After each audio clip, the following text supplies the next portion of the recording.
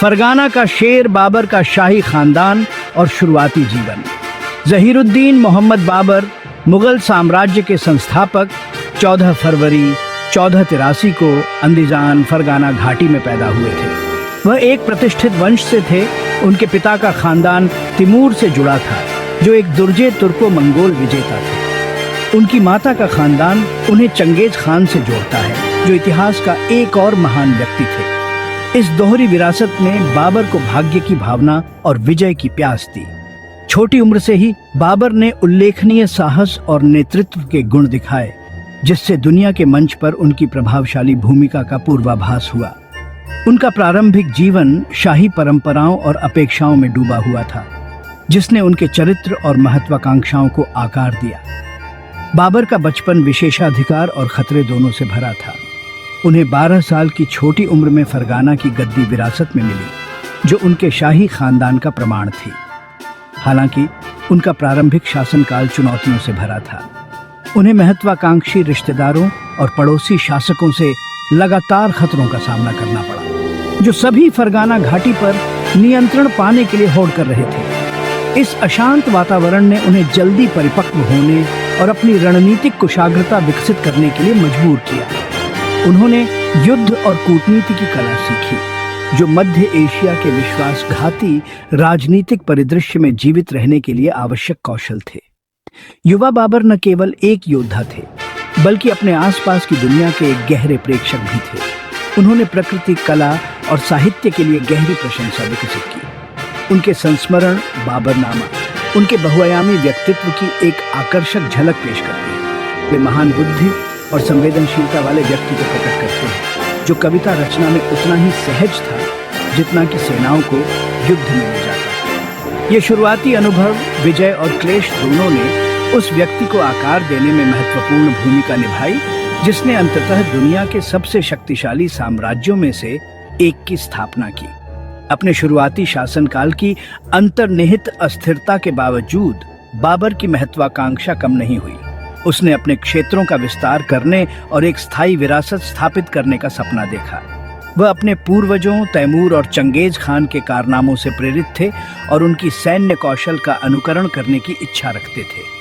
महानता हासिल करने के उनके दृढ़ संकल्प, उनके शाही वंश और सत्ता की जटिलताओं के शुरुआती संपर्क के साथ उनकी भविष्य की विजयों की नींव रखी।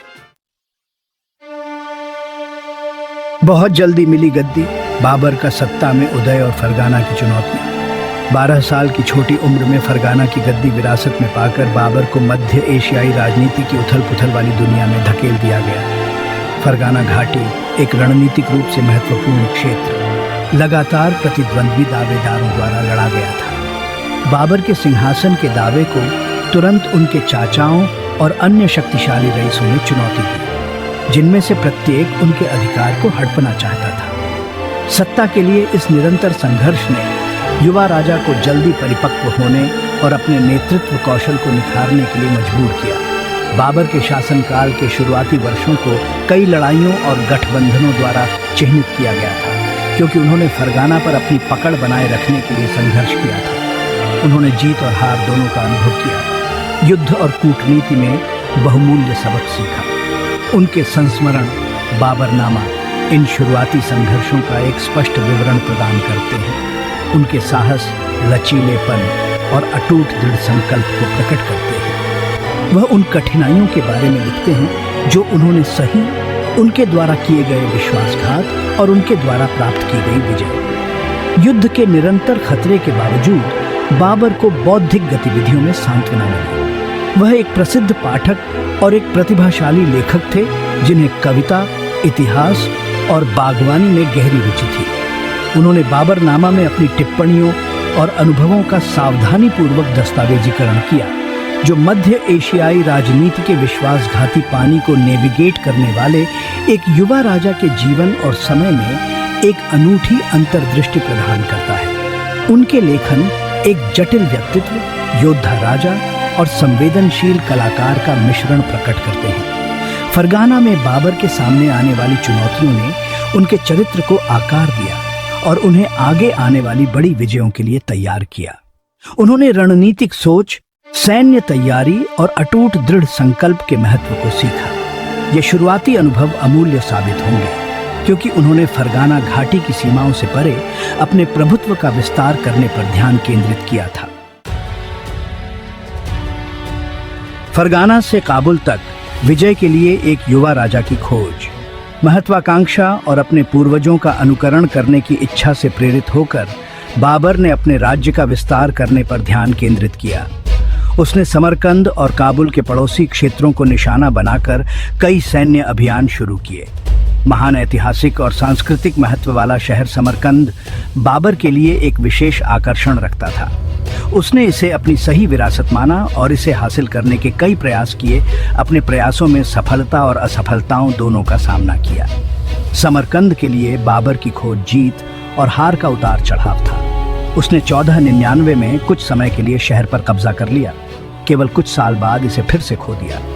इस अनुभव ने उन्हें युद्ध की जटिलताओं और मजबूत गठबंधन बनाए रखने के महत्व के बारे में बहुमूल्य सबक सिखाया। उसने महसूस किया कि एक शहर पर कब्जा करना केवल आधी लड़ाई थी। इसे बनाए रखने के लिए राजनीतिक कौशल और स्थानीय आबादी के समर्थन की आवश्यकता थी। असफलताओं के बावजूद बाबर का दृढ़ संकल्प अटूट रहा। उसने अपना ध्यान काबुल की ओर लगाया, जो एक रणनीतिक रूप से महत्वपूर्ण शहर था जो भारत का प्रवेश द्वार प्रदान करता था। 1504 में उसने सफलतापूर्वक काबुल पर कब्जा कर लिया, अपने विस्तारित साम्राज्य के लिए एक नया आधार स्थापित किया। इस जीत ने उनके करियर में एक महत्वपूर्ण मोड़ ला दिया, जिससे उन्हें एक सुरक्षित जगह मिली जिससे आगे की विजय प्राप्त की जा सके। काबुल बाबर की नई राजधानी बन गया, जो शक्ति का केंद्र और मध्य एशिया की निरंतर उथल-पुथल से एक शरण स्थली थी। उसने अपने शासन को मजबूत किया, अपनी सेना को मजबूत किया और मुगल साम्राज्य की नींव रखना शुरू कर दिया। काबुल पर कब्जा करना एक महत्वपूर्ण उपलब्धि थी, जो बाबर के सैन्य कौशल और बदलती परिस्थितियों के अनुकूल होने की उनकी क्षमता को प्रदर्शित करता है। यह उसे भारत के करीब भी लाया, एक ऐसी भूमि जो जल्द ही उसकी महत्वाकांक्षाओं का केंद्र बन जाएगी। भारत बुला रहा है, बाबर की महत्वाकांक्षाएं दक्षिण की ओर मुड़ती हैं।